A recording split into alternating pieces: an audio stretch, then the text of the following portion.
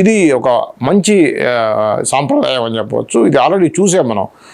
గతంలో కూడా చిరంజీవి కన్నడలో, హిందీలో ఒక గెస్ట్ అపియరెన్స్లో చేయటం, అలానే సల్మాన్ ఖాన్ లాంటి వాళ్ళు కూడా చిరంజీవి సినిమాలో చేయటం, ఇలా చాలామంది మోహన్ లాల్ అంటే ఇప్పుడు ఫుల్ ఫ్లెడ్జ్డ్గా ఒక క్యారెక్టర్ ఆర్టిస్ట్గా కూడా మన తెలుగు సినిమాలో నటిస్తున్నారు.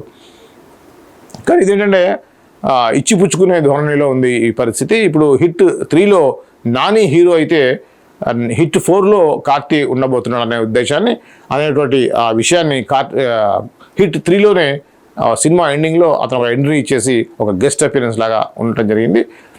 ఎందుకంటే ఇప్పుడు నెక్స్ట్ 4లో కార్తీ ఫుల్ ఫ్లెడ్జ్డ్ హీరోగా ఉంటాడు.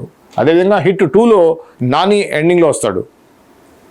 సో ఇది ఒక సీక్వెల్ లాగా చేయడం అనేది ఒక మంచి సాంప్రదాయం. అయితే దీనిలో ఇంకొక మంచి విషయం ఏంటంటే ఇచ్చిపుచ్చుకునే దాన్ని.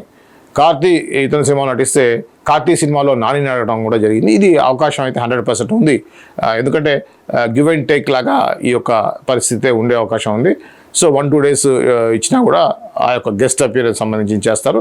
దాంతోపాటుగా తమిళ మార్కెట్ కూడా నానికి కొద్దిగా ఎక్కువ అయ్యేటువంటి అవకాశం అయితే ఉంటుంది. నాని ప్రొడ్యూసర్ కూడా కాబట్టి, నాని సినిమాలు రెగ్యులర్గా చేస్తూ ఉన్నాడు కాబట్టి ఖచ్చితంగా ఇటువంటి మంచి సంబంధాలు అనేది ఖచ్చితంగా ఒక నిర్మాతగా ఒక నటుడిగా నానికి కూడా అవసరం అని చెప్పేసి మనం భావించవచ్చు. దీన్ని బట్టి చూస్తే ఏంటంటే ఖచ్చితంగా కార్తీ సినిమాలో గెస్ట్ అపియరెన్స్గా నాని కనిపిస్తారని అనుకోవడంలో ఏమాత్రం సందేహం లేదు.